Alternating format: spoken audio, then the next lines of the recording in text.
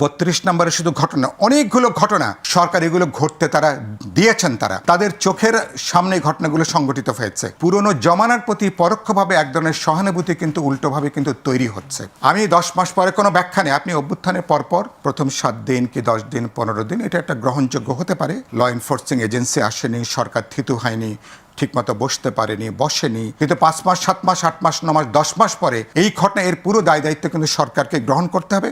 এবং আমি মনে করি রাজনৈতিক দলগুলো এবং যারা সরকারের সঙ্গে যারা ঘনিষ্ঠ যারা আছেন, নতুন দল যারা তৈরি করেছেন এবং আশেপাশে যারা অনেকগুলো ঘটনায় তো তারাই কিন্তু নেতৃত্ব প্রদান তারা কিন্তু দিয়ে আসছেন। তাদের কেউ কিন্তু আইনের আওতায় কিন্তু আসেনি। আপনি খেয়াল করবেন, আপনি বলবেন আইনের শাসন আপনি তৈরি করতে চান, আপনার কথা কি? আপনি মানুষ বলে না যে উপদেশ থেকে উদাহরণ ভালো, কি উদাহরণ গত 10 মাসে মানে আপনারা তৈরি করলেন? একটা হতাশা, একটা নৈরাজ্যের জায়গাটা, সেজন্য বলতে চাই এটাকে বন্ধ করতে হবে। সরকার রাজনৈতিক